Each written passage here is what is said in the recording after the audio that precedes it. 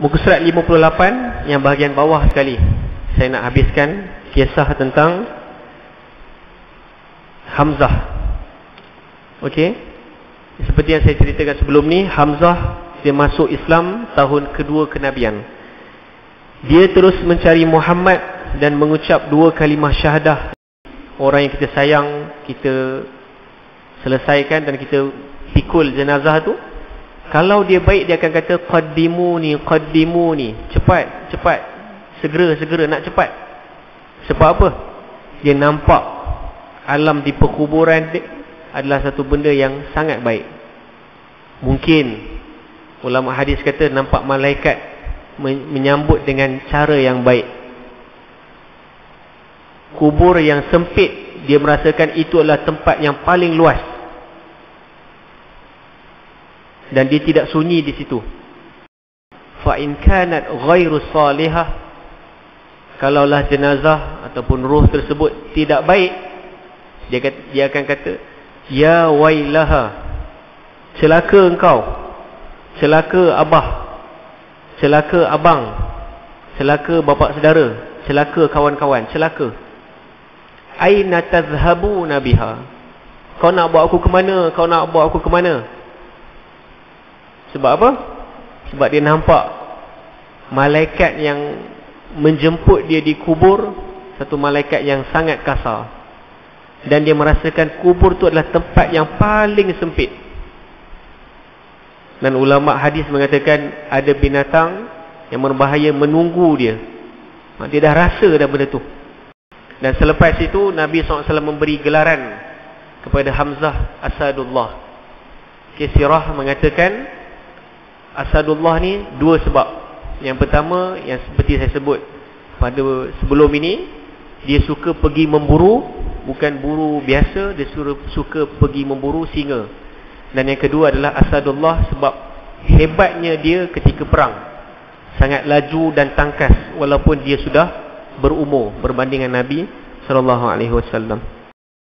Dan bila Nabi tegur Abu Zal Al-Ghifari atas apa yang dia buat, walaupun dia lembut, tapi Rasul SAW bertegas atas perkara tersebut.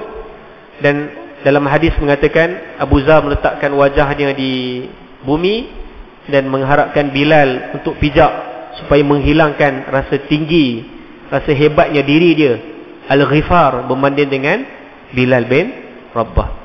Itu hebatnya para sahabat ketika mana tersebut satu benda yang tidak elok ataupun satu benda yang tak baik, dia terus mengakui apa yang dia buat dan dia mengharapkan dosa tu diampunkan dengan orang yang diejek tu dipijakkan. Bismillahirrahmanirrahim. Innal hamdalillah nahmaduhu wa nasta'inuhu wa nastahdi wa nastaghfiruh wa na'udzu billahi min shururi anfusina wa min sayyiati a'malina. Man yahdihillahu fala mudilla lahu wa man yudlil fala hadiya lahu. Ashhadu an la ilaha illallah wa anna Muhammadan abduhu wa rasuluh. Allahumma arinal haqqa haqqan warzuqna ittiba'ah wa arina batilan batila warzuqna ijtinabah. Rabbi shrah li sadri wa yassir li amri wahlul 'uqdatam min lisani yafqahu qawli yafqahu qawli amma ba'd. Pengurusi masjid, para AJK, Tuan Imam, Tok Bilal, Tok Syak, dan semua tuan-tuan dan puan-puan yang dirahmati oleh Allah Ta'ala. Marilah sama-sama kita memanjatkan setinggi-tinggi kesyukuran kepada Allah Ta'ala kerana masih lagi memberikan banyak nikmat kepada kita, yang mana nikmat yang Allah bagi ni kita nak kira dan saya tak mampu untuk kita hitung. Sebab terlalu banyak nikmat Allah akan hambanya, iaitu kita semua. Dan alhamdulillah juga, dan agak menyedihkan dan menakutkan kita, hari ini Kementerian Kesihatan Malaysia telah mengeluarkan satu data seramai 62 kes baru sejak pukul 5 petang tadi, kes COVID-19. 18 adalah warga negara dan selainnya bukan di warga negara. Tapi kebanyakannya positif di negeri Sabah. Dan kita doakan agar penyakit ataupun wabak ini sentiasa terkawal dan dia tidak menular di negeri Perak khususnya. Okay. Jiran kita negeri Kedah, ada beberapa kawasan yang telah terjebak dengan beberapa kluster, dan kita doakan negeri Perak dan Malaysia khususnya dan seluruh dunia selamat daripada wabak COVID-19 ni, insya-Allah. Tuan-tuan dan puan-puan, saya teringat satu hadis Nabi SAW. Dia menceritakan tentang kematian. Maha suci Allah, hadis ni saya hafal ketika mana saya STAM, Sijil Tinggi Agama Malaysia, pada tahun 2008. Saya hafal time tu. Waktu saya tak ulang pun hadis tu, tapi alhamdulillah masih ingat lagi hadis ni, masih segar lagi. Sebab hadis ini menceritakan tentang diri kita sendiri, apa yang kita akan terjadi selepas kita meninggal suatu hari nanti. Hadis dia an Abi Sa'id Al-Khudri radhiyallahu an, sami'tu Rasulullah sallallahu alaihi wasallam yaqul. Daripada Abi Sa'id Al-Khudri radhiyallahu an, dia telah mendengar Rasul sallallahu alaihi wasallam bersabda. Dia kata, "Idza wudi'atil janazah." Apabila jenazah itu diletakkan ala a'nakihim, atas bahu-bahu lelaki. Perempuan tak boleh memimpin ataupun membawa jenazah ke perkuburan, walaupun kaum keluarga. Dalam hadis khusus sebut, jenazah-jenazah itu diletakkan ala a'nakihim, atas bahu-bahu lelaki. Ketika itu semua kita akan lalui, dan kita mendoakan kita tergolong dalam golongan yang pertama. Ar-Rasul SAW sebut, fa in kanat salihah, kalaulah jenazah itu, dan kita mendoakan kita tergolong daripada golongan itu, roh dia ataupun jenazah dia baik, dia akan kata apa? Qaddimuni, qaddimuni. Cepat, nak segera.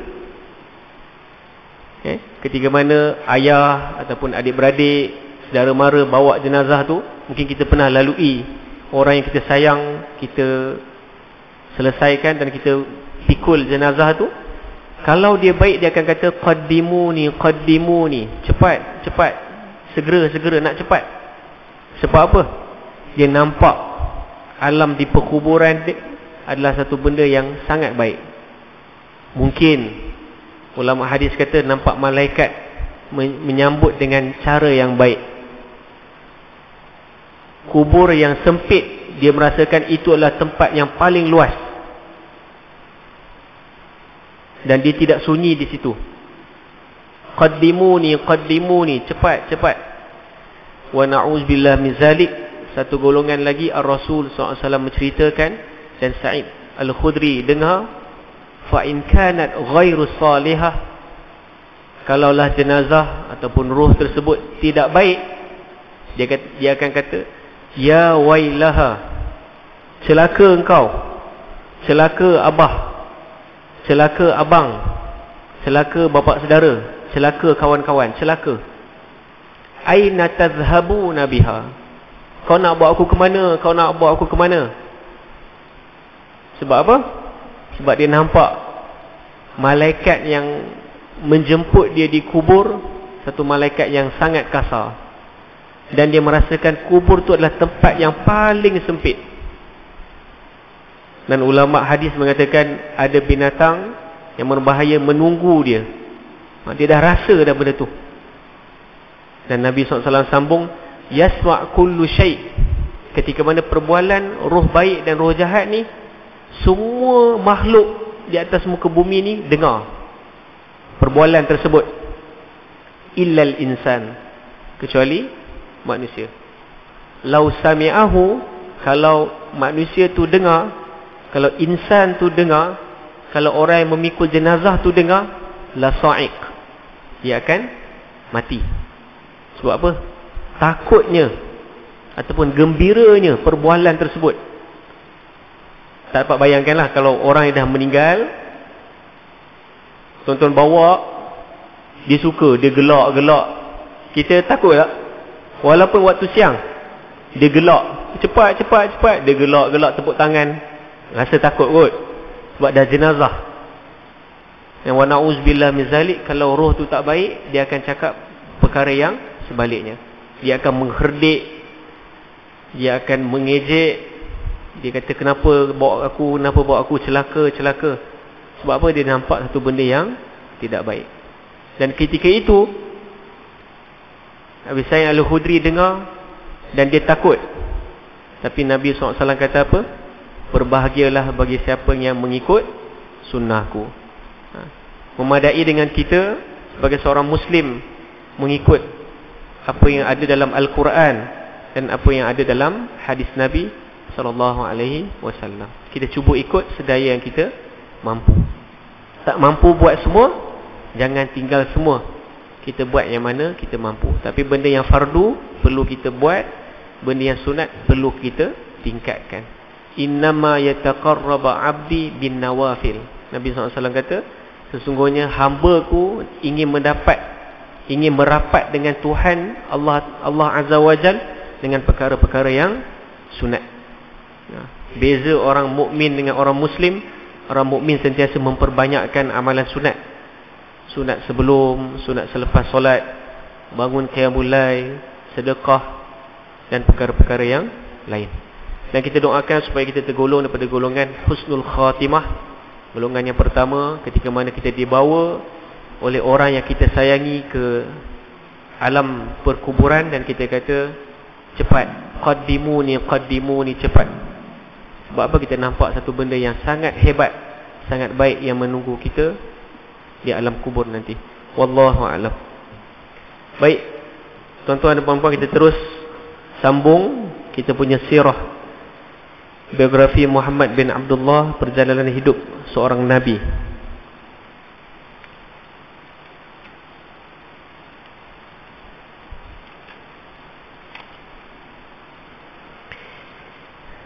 Muka surat 58 yang bahagian bawah sekali. Saya nak habiskan kisah tentang Hamzah. Okey. Seperti yang saya ceritakan sebelum ni, Hamzah dia masuk Islam tahun kedua kenabian. Dia terus mencari Muhammad dan mengucap dua kalimah syahadah, iaitu kata-kata yang membuktikan individu itu Islam, iaitu asyhadu an la ilaha illallah wa anna Muhammadan Rasulullah, yang bermaksud aku bersaksi tiada Tuhan yang disembah melain Allah, dan aku bersaksi Nabi Muhammad itu pesuruh Allah di hadapan Muhammad. Dan ketika itu Nabi Muhammad SAW terlalu gembira dengan keislaman Hamzah. Okey. Dan Hamzah ni hebat tak hebat, dia salah seorang yang mengikut hijrah dengan Nabi SAW. Ketika mana perang Badar, perang pertama umat Islam 313 menentang 1000 kafir musyrikin, Nabi SAW melantik dia sebagai komandan, ketua. Dan Maha Suci Allah tetapkan ketika itu 313 mampu untuk mengalahkan 1000 tentera kafir Quraisy. Dan selepas itu Nabi SAW memberi gelaran kepada Hamzah Asadullah. Sirah mengatakan Asadullah ni dua sebab. Yang pertama, yang seperti saya sebut pada sebelum ini, dia suka pergi memburu, bukan buru biasa, dia suka pergi memburu singa. Dan yang kedua adalah Asadullah sebab hebatnya dia ketika perang, sangat laju dan tangkas walaupun dia sudah berumur berbanding dengan Nabi SAW. Dan ketika mana dia wafat, Nabi SAW memberi gelaran bagi dia Sayyidus Syuhada, penghulu bagi para syuhada. Seperti yang saya cerita sebelum ni, dia telah dibunuh oleh Wahsy, dan ketika itu Hindun memotong dan mengambil dia punya bahagian dalam dan ngunyah. Dan akhirnya Nabi SAW tidak pernah sedih ketika itu, tapi sangat sedih ketika mana nampak tubuh Hamzah dirobek sebegitu rupa walaupun syahid. Dan Rasul SAW mengambil hati dengan Hindun, tapi ketika mana Hindun masuk Islam, Rasul SAW mengampunkan ataupun memaafkan apa yang telah dibuat kepada Hamzah Asadullah. Baik, kita sambung terus kepada Abu Zar. Abu Zar masuk Islam.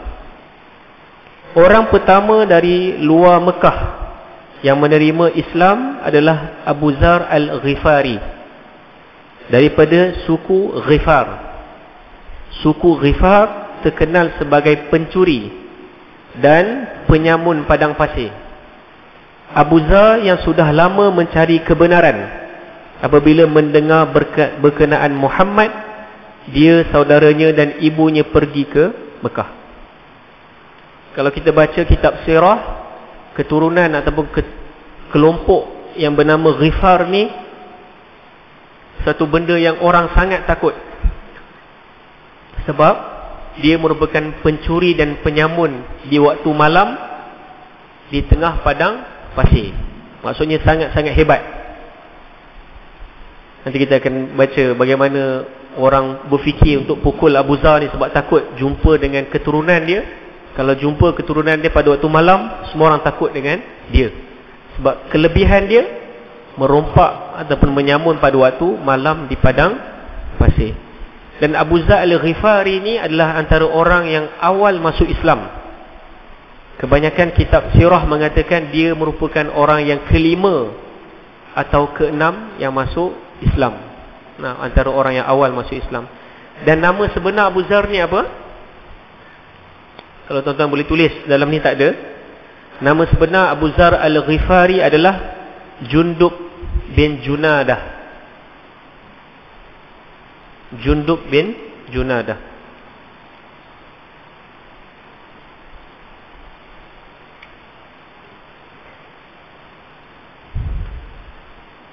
Baik. Apabila tiba berhampiran dengan Mekah, Abu Zar, saudaranya dan ibunya pergi ke Mekah. Apabila tiba berhampiran dengan Mekah, dia menghantar adiknya pergi bertanya berkaitan tentang Islam. Adik ataupun adik-beradik kandung Abu Zar Al-Ghifari ni bernama Unais. Tu pun boleh tulis sebab tak ada. Unais mengikut riwayat Muslim. Hadis Muslim mengatakan yang Abu Zar hantar tu adalah adik kandungnya yang bernama Unais. Keturunan yang sama, keturunan Ghifar. Kalau dia masuk satu kawasan yang baru, tahu dia daripada Ghifar, orang akan berwaspada. Sebab apa? Dia merupakan penyamun yang hebat pada waktu malam di padang pasir. Apabila adiknya bertanya kepada orang Mekah berkaitan dengan Islam, dia dipukul. Dia tidak mendapat apa-apa berita berkenaan Islam. Ketika mana Abu Zar nak masuk dengan mak dia, dengan saudara dia, dia berfikiran bagaimana nak orang kafir Quraisy boleh menerima. Dia cuba hantar adik dia yang bernama Unais. Tapi bila dihantar, dia tanya tentang Islam, tanya tentang Muhammad, dia dipukul dan dia tidak mendapat berita apa-apa. Riwayat Muslim mengatakan dia pergi selama 3 hari. Dan ada yang mengatakan dalam kitab sirah yang lain, Ibnu Ishaq mengatakan dia pergi dalam tempoh sebulan. Mengambil masa yang lama untuk mencari Islam, untuk mencari Nabi Muhammad sallallahu alaihi wasallam. Akhirnya Abu Zar Al-Ghifari sendiri yang pergi. Ketika mana adik dia Unais dipukul dan kembali kepada Abu Zar dengan ibunya, tak dapat jawapan, Abu Zar sendiri pergi tempat Ar-Rasul sallallahu alaihi wasallam. Abu Zar tidak mempunyai duit dan bekalan makanan minum. Okey, Abu Zar ni kalau kita baca seorang yang sangat kaya, tetapi hujungnya dia merupakan orang yang Nabi SAW sebut orang yang paling zuhud. Nanti saya akan ceritakan bagaimana kisah wafatnya Abu Zar Al-Ghifari. Ketika itu dia hanya makan dan minum air Zam-Zam saja. Dia musafir, dia meninggal kaum dia Al-Ghifar. Kaum dia kata boleh nak pergi ke Mekah, tapi kena pergi sebatang kara, tak bawa apa-apa. So dia pergi dengan saudara, dengan ibu dia, tanpa membawa apa-apa. Dan sana hanya dia minum air Zam-Zam dan makan kurma sahaja. Dengan kuasa Tuhan dia berasa kenyang. Begitulah keberkatan Zam-Zam. 3 hari 3 malam dia mencari maklumat berkaitan dengan Islam, tetapi tidak memperoleh sebarang maklumat. Okay, dia pergi ke Kaabah, dia tanya tentang orang tentang Islam, tapi tak dapat maklumat. Orang dari luar Mekah apabila bertanya berkenaan Islam akan dipukul. Siapa sahaja yang bertanya tentang Islam, suku kabilah dia sangat kuat, besar, dia akan pukul. Walaupun daripada Al-Ghifar. Tapi Al-Ghifar ni hebat pada waktu malam.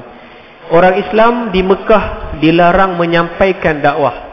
Siapa dah masuk Islam yang awalnya dilarang untuk sampaikan dakwah, kalau tidak mereka akan diugut dan dipukul. Begitulah tekanan yang dikenakan oleh Quraisy kepada dakwah dan perjuangan Muhammad pada masa itu. Pada malam yang keempat, dah 3 hari dia di sana, Abu Zar Al-Ghifari radhiyallahu an di sana, tak dapat jawapan, tak dapat bertemu dengan Nabi Muhammad sallallahu alaihi wasallam. Pada malam keempat, semasa Abu Zar berada di Kaabah, Tuhan datangkan rasa mengantuk kepada semua orang Mekah ketika itu.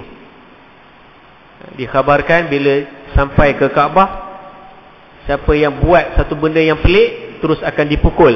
Antara benda pelik apa yang Abu Zar Al-Ghifari buat?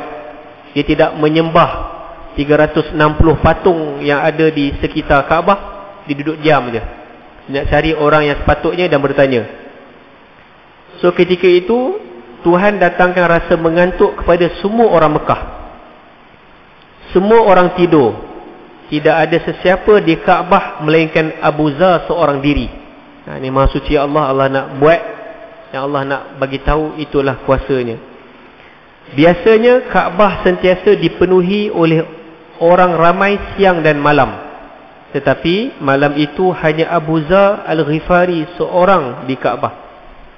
Semasa Abu Zar sedang memikirkan sesuatu, datang 2 orang hamba perempuan beribadah berdekatan dengan Isaf dan Nailah.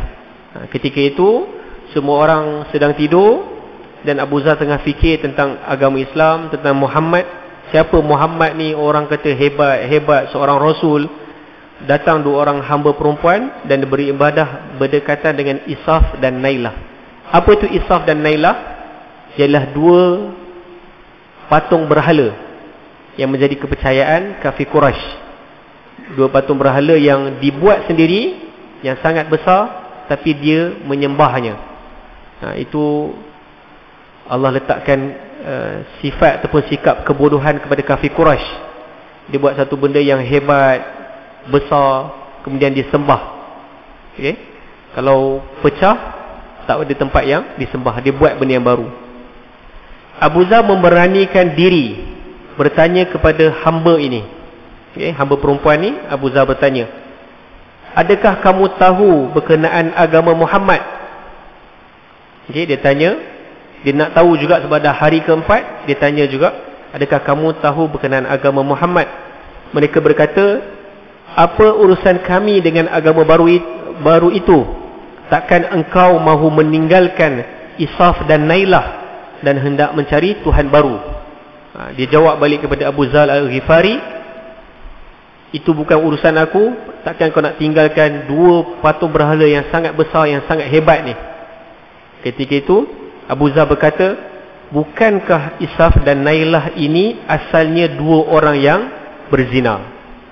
Dia kenakan balik. Dan Abu Zar Al-Ghifari ni seorang yang critical minded. Bila benda tu dia mainkan balik isu Isaf dan Nailah. Isaf dan Nailah ni adalah dua patung berhala yang asalnya daripada perlakuan zina. Dan kafir Quraisy bina seakan-akan rupanya dan terus menyembahnya sebagai Tuhan. Apabila mendengar Abu Zar menghina Tuhan mereka, mereka menjerit dan bangun berlari hendak mengadu. Dia cakap satu benda yang mengutuk Tuhan dia, dan dia menjerit dan bangun nak berlari. Apabila mereka hendak keluar, mereka tersempak dengan Muhammad dan Abu Bakar Siddiq yang baru sampai ke Kaabah. Diorang lari terserempak dengan Nabi SAW dengan Abu Bakar Siddiq radhiyallahu an. Melihat keadaan itu, Muhammad bertanya kepada dua orang hamba perempuan itu apa yang berlaku kepada mereka. Dan dua hamba perempuan berkata, ada seorang lelaki dekat Kaabah menghina Tuhan kami, iaitu Isaf dan Nailah. Mereka berkata, ada seorang lelaki dekat Kaabah menghina Tuhan kami. Muhammad tersenyum dan bertanya, di mana orang itu? Maksudnya orang ini rare ataupun orang ini special. Semua orang yang datang pergi sembah Tuhan yang mereka buat, tapi ada orang ni persoalkan. Dan Nabi SAW kata, di mana orang itu? Iaitu Abu Zar Al-Ghifari. Akhirnya bertemulah Abu Zar dengan Muhammad sallallahu alaihi wasallam. Abu Zar terus masuk Islam dan meminta izin belajar Islam daripada Muhammad sallallahu alaihi wasallam. Spontan bila jumpa dengan Nabi Muhammad sallallahu alaihi wasallam. Dan inilah Muhammad yang diceritakan oleh orang ramai. Dan ketika itu Nabi Muhammad cerita tentang Islam, dia terus masuk Islam dan minta Ar-Rasul SAW untuk mengajar Islam kepada beliau. Muhammad berkata, nanti Quraisy yang belum Islam akan menyakiti kamu. Betul ke nak belajar Islam? Betul ke nak masuk Islam? Abu Zar tetap merayu. Aku hendak belajar berhubung Islam, wahai Muhammad. Dia merayu, wahai Muhammad, aku hendak belajar berhubung dengan Islam. Itu satu benda yang kesungguhan yang ada pada Abu Zar, walaupun awal ataupun baru saja memeluk agama Islam. Apabila Muhammad melihat kesungguhan Abu Zar yang luar biasa itu, beliau memberi peluang kepadanya. Dan Muhammad berkata, esok aku akan keluar dari rumah dan pergi ke rumah Arqam bin Abi Arqam.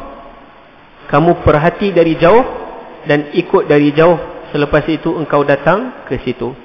Ketika awal dakwah Nabi SAW secara rahsia, secara sir, Nabi SAW selalu pergi ke rumah Arqam bin Abi Arqam. Menjadi satu pusat atau satu tempat Nabi menyebarkan dakwahnya secara tersembunyi.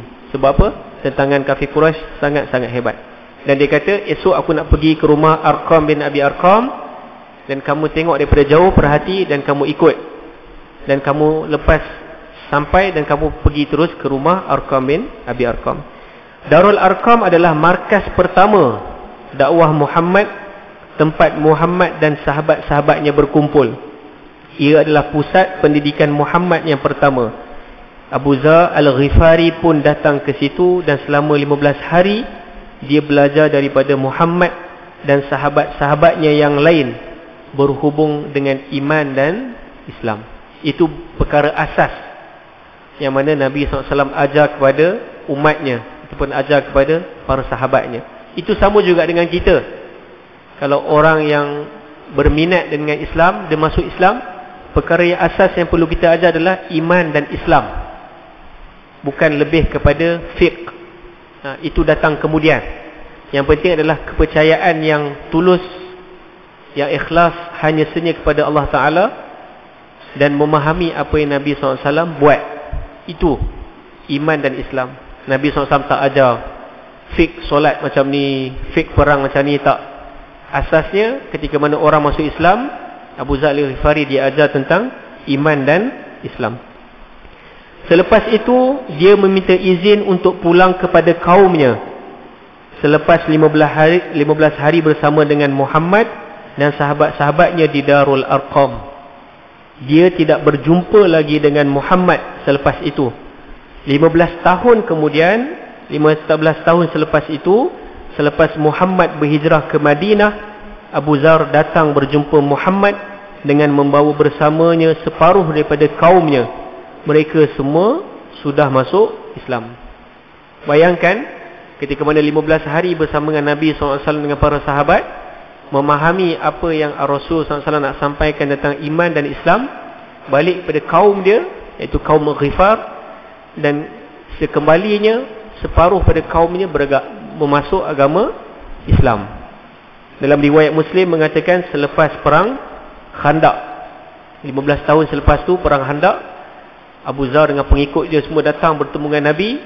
Nabi kata, wahai pengikut Abu Dzar Al-Ghifari. Dan Abu Dzar senyum. Dan ketika gerombolan manusia bersama dengan Abu Dzar memahami apa yang Rasulullah SAW dengan sahabat mengajar dalam tempoh 15 hari. Maknanya betul-betul faham apa yang Nabi SAW buat. Abu Dzar Al-Ghifari ni sebelum masuk, dia seorang yang sangat zuhud. Selepas dia masuk Islam, sebelum masuk Islam, dia seorang yang sangat kaya. Ketika mana dia nak musafir, kabilah dia kata boleh musafir, tapi engkau kena musafir tanpa membawa apa-apa. Ketika mana dia musafir, dia jumpa dengan Nabi, masuk Islam, dia seorang yang sangat zuhud. Riwayat Muslim mengatakan dalam masa 30 hari dia hanya makan kurma dan minum air zam-zam sahaja, tanpa memakan apa benda yang lain. Itu maha suci Allah. Allah letakkan pada Abu Dzar Al-Ghifari. Dan ada beberapa kisah yang menarik tentang Abu Dzar Al-Ghifari. Yang pertama adalah Abu Dzar Al-Ghifari ni antara sahabat yang Nabi SAW sangat sayang. Dia merupakan orang awal masuk Islam dan Nabi sayang dia. Nabi sayang dia dan Nabi tahu apa kemampuan dia. Nah, itu salah satu benda yang cuba kita reflect pada diri kita sendiri. Contohnya kita jadi pengurusi ataupun jadi kepimpinan, kita jadi seorang ayah kepada anak-anak, kita perlu tahu apa potensi ataupun apa kelebihan, apa kekurangan yang boleh ditutup anak-anak kita supaya dia menjadi seorang yang sangat hebat. Itu kelebihan Rasul SAW. Rasul SAW dia kata pada Abu Dzar, dia kata, ya Abu Dzar, inni araka dhaif. Wahai Abu Dzar, ketika mana mesyuarat, Abu Dzar ada meminta satu jawatan. Nah, ketika itu Rasul SAW terus menegur Abu Dzar Al-Ghifari. Dia kata, ya Abu Dzar, wahai Abu Dzar, inni araka dhaif. Sesungguhnya aku nampak engkau ni seorang yang lemah. Lemah apa? Bukan lemah iman, tapi lemah dari sudut kepimpinan. Itu satu benda yang berbeza. Wa inni uhibbu laka ma uhibbu li nafsi. Dan wahai Abu Dzar, sesungguhnya aku suka apa yang ada pada aku, ada pada engkau. Aku sayang engkau, aku suka apa benda yang ada pada aku, ada pada engkau, wahai Abu Dzar. La ta'ammaranna ala isnain. Janganlah kamu jadi ketua kalau kamu ada berdua. Salah satu sunnah Nabi, kalau kita musafir 3 orang, kena lantik seorang ketua. Ketua tu kita perlu ikut. Dan Abu Dzar diberi contoh pada Nabi SAW, janganlah kamu jadi ketua kalau kamu bersama dengan 2 orang. So seorang Abu Dzar, 2 orang sahabat yang lain, kamu tak boleh jadi ketua. Sebab apa? Kamu dhaif. Kamu seorang yang lemah dari sudut kepimpinan. Ketika itu baru kita fahami Rasulullah SAW menceritakan tentang ayat Quran, inna khaira man ista'jarta qawiyul amin. Ini satu benda yang kita perlu jelas. Sesungguhnya sebaik-baik kepimpinan, sebaik-baik orang yang untuk memimpin, dia perlu ada sifat qawiyu, seorang yang kuat, bertenaga, hebat, dan amin. seorang yang amanah. Dia perlu ada dua ciri-ciri ni. Tapi Nabi SAW nampak pada Abu Zar ni seorang yang amin. Dia seorang yang amanah. Iman dia sangat hebat. Nabi SAW ajar dakwah 15 hari, dia balik, separuh kaum dia beragama Islam, ikut apa yang Nabi SAW buat. Tetapi dia bukan seorang yang qawi. Dia tidak kuat. Itu satu benda yang berbeza. Contoh saya, mungkin saya seorang amanah, tapi saya bukan qawi. Saya tak mampu untuk memimpin. Ada orang yang qawi, kuat, tetapi dia tidak ada amanah. Perlunya ada dua-dua sifat ini. Sama juga dengan kisah Khalid Al-Walid. Khalid Al-Walid ni seorang yang sangat kuat, tetapi dari sudut amanah atas apa yang Nabi SAW bagi arahan, dia kurang nak dengar. Sebab apa? Dia hebat. Dia panglima tentera, komandan, ketua komandan Khalid Al-Walid. Ketika mana suatu hari Nabi SAW menang perang, dan Nabi SAW kata kat Khalid Al-Walid, jangan bunuh tawanan perang. Tapi ketika itu Khalid Al-Walid nampak tawanan perang ini yang menyebabkan umat Islam ramai meninggal, ramai wafat, dan Khalid Al-Walid bunuh tawanan perang. Tapi Nabi SAW lantik dia sebab dia qawi. Tapi ketika itu Nabi SAW berdoa, wahai Allah Azza wa Jal, aku berlepas tangan dengan apa yang Khalid Al-Walid buat.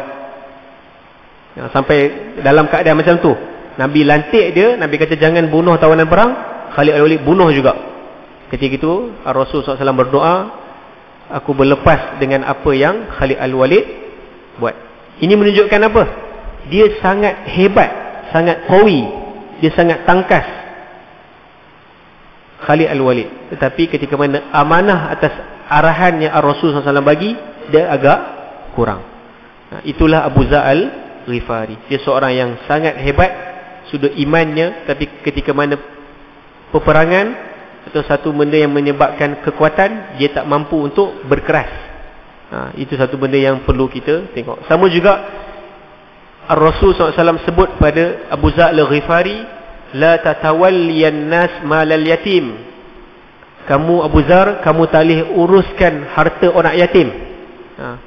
Clearly Nabi SAW cakap pada Abu Zar, kamu tak boleh urus harta anak yatim. Bukan Nabi kata iman dia tak hebat, tak. Sebab Nabi tahu kalau dia urus harta anak yatim, dia akan berlembut. Dia seorang yang sangat lembut. Walaupun keturunan Ghifar, tapi dia seorang yang sangat lembut bila dia masuk Islam. Itu kelebihan yang mana Allah Ta'ala cerita tentang Abu Zar Al-Ghifari. Yang kedua yang kita tahu pasal Abu Zar Al-Ghifari ni adalah ketika mana dia bergaduh mulut dengan Bilal bin Rabah radhiyallahu an. Maha suci Allah, sahabat Nabi ni bukan maksum, bukan tidak melakukan dosa, tapi mereka adalah sebaik-baik contoh sahabat yang boleh kita ikuti selepas Nabi Muhammad sallallahu alaihi wasallam. Ketika mana suatu hari diceritakan dalam hadis, Abu Zar Al-Ghifari bergaduh dengan Bilal bin Rabah, bergaduh mulut. Biasa manusia kan, orang Arab lagi lah suka gaduh mulut Bila bergaduh, Abu Zar Al-Ghifari mengeluarkan satu kata-kata yang Bilal bin Rabah terasa, dan dia sedih kenapa seorang sahabat yang Nabi sayang boleh keluarkan kata-kata tersebut. Dia kata kepada Bilal bin Rabah, wahai anak perempuan hitam. Bilal bin Rabah seorang Habsyi daripada Afrika, memang kulit hitam, dan Abu Zar Al-Ghifari cakap benda tu. Dan ketika itu Bilal bin Rabah terasa akan apa yang dia cakap. Dan Nabi SAW kata dalam hadis, fa'ayyartuhu bi ummih, adakah engkau mencela ibu dia, itu ibu Bilal bin Rabah. Dan ketika itu Rasul SAW kata, ya Abu Zar, a'ayyartu bi ummih. Nabi ulang lagi kali kedua, betul ke engkau cakap yang mak dia hitam? Nabi tanya pertama, Abu Zar terkejut, Abu Zar senyap. Kali kedua Nabi keras. Dalam hadis pun ada tanda soal, Nabi berkeras. Ya Abazar, a'yartuhu bi ummih. Kali kedua, adakah engkau mencela ibu dia, ibu Bilal? Lepas Abu Zar mengaku atas apa yang dia buat. Dan Ar-Rasul SAW kata apa? Innaka amru'un fika jahiliyah. Sesungguhnya engkau, wahai Abu Zar, seorang pemuda yang dalam hati engkau ada sisa baki amalan Arab jahiliyah, iaitu membezakan warna kulit. Ketika mana engkau bergaduh, kau cakap ibu dia hitam, padahal mak dia tak ada kaitan. Tapi bila bergaduh mulut, dia sebut mak engkau hitam. Nabi SAW kata, sesungguhnya dalam diri engkau ada saki-baki daripada amalan jahiliyah. Nah, ketika itu Abu Zar, Nabi SAW sangat sayang. Bilal bin Rabah pun Nabi sangat sayang. Dan bila Nabi tegur Abu Zar al-Ghifari atas apa yang dia buat, walaupun dia lembut, tapi Rasul SAW bertegas atas perkara tersebut. Dan dalam hadis mengatakan, Abu Zar meletakkan wajahnya di bumi dan mengharapkan Bilal untuk pijak, supaya menghilangkan rasa tinggi, rasa hebatnya diri dia Al-Ghifar berbanding dengan Bilal bin Rabah. Itu hebatnya para sahabat. Ketika mana tersebut satu benda yang tidak elok ataupun satu benda yang tak baik, dia terus mengakui apa yang dia buat, dan dia mengharapkan dosa tu diampunkan dengan orang yang diejek tu dia pijak kan. Kalau kita takkan berlaku lah kan. Kita bergurau, boleh ke? Woi, ngaji ndaklah pendek, mak hang pendek contoh. Lepas tu pengerusi ataupun tuan haji lain tegur, kita pergi pada depan, letak kepala kat tanah, hang boleh pijak kepala aku. Susah lah kan. Sebab itu adalah konsep ataupun amalan yang dijalankan kepada para sahabat radhiyallahu anhum ajma'in. Itu yang pertama. Yang kedua, ini adalah apa yang Rasulullah SAW tekankan, kasih sayang antara para sahabat. Tidak boleh ketika mana kita nampak dia kulit gelap, kita kata dia hitam, dia miskin, engkau fakir. Itu satu benda yang Nabi SAW minta simpang daripada umatnya. Dan yang terakhir, pasal Abu Zar al-Ghifari, saya nak kongsi yang nak menceritakan dia seorang yang zuhud. Suatu hari Abu Zar al-Ghifari bersama dengan para sahabat, bersama dengan Nabi SAW. Nabi SAW kata, antara kita ni akan seorang meninggal di padang pasir yang tak ada orang. Nabi SAW suka macam tu. Tengah-tengah sembang, dia cakap satu benda ni, dia nak tengok orang percaya tak percaya, suatu hari akan berlaku. Dan ketika itu Nabi dengan para sahabat, salah seorangnya adalah Abu Zar al-Ghifari. Dia kata, salah seorang daripada engkau ni akan meninggal pada satu tempat yang mana padang pasir orang tak ada pun. Dan ketika itu Nabi SAW wafat, dan semua sahabat yang lain telah wafat, dan semua meninggal dalam keadaan yang biasa. Ada yang meninggal perang, ada yang meninggal sebab sakit. Tak ada yang meninggal seperti mana Nabi SAW sebut. Dan Abu Zar mengimani dialah orang tersebut. Dan ketika dia nazak, dia memang meninggal di padang pasir yang tidak ada orang, hanya ada isteri dia je. Dan ketika mana dia nak meninggal, Abu Zar menangis, dan dia kata, inilah apa yang Nabi SAW janjikan, dan apa yang dijanjikan itulah aku. Dan ketika itu isteri Abu Zar al-Ghifari kata, kenapa engkau menangis? Sebab engkau merupakan salah seorang yang Nabi sebut, dan engkau adalah orangnya. Dan isteri Abu Zar al-Ghifari sebut, aku bukan menangis sebab engkau meninggal di tempat yang Nabi SAW sebut, tapi aku menangis sebab tidak ada kain kafan untuk menutupi engkau ketika itu. Sebab tak ada orang, dan orang tak datang dan sebagainya. Dan Abu Zar al-Ghifari meninggal di ketika itu. Bayangkan dia seorang yang sangat kaya, bila dia wafat, tak ada kain kafan yang ada padanya, dan tidak ada orang yang datang menjenguknya. Ini Maha Suci Allah nak tunjuk akan kekuasaan apa yang Nabi SAW sebut. Dan ketika itu, bila meninggal, suatu ketika mana meninggal, isteri dia menangis, dan Allah hantar satu segerombolan manusia yang diketuai oleh Abdullah bin Mas'ud, Ketika itu Abdullah bin Mas'ud nampak mayat Abu Zar dan dia menangis. Dan Abu Zar al-Ghifari kata, benarlah ucapan Rasul SAW tentang engkau, wahai Abu Zar, wahai Abu Zar, sesungguhnya engkau akan mati bersendirian satu tanah yang gersang dan akan dibangkitkan dengan seorang diri. Ini kata-kata Rasul SAW sebelum Rasul SAW wafat kepada Abu Zar al-Ghifari. Rasul SAW sangat sayang akan dia, akan kelebihannya, akan kelembutannya selepas dia masuk Islam. Tapi Rasul SAW tahu akan potensi diri dia tidak boleh menjadi seorang pemimpin ataupun orang yang menguruskan. Wallahu a'lam. Ada soalan ke?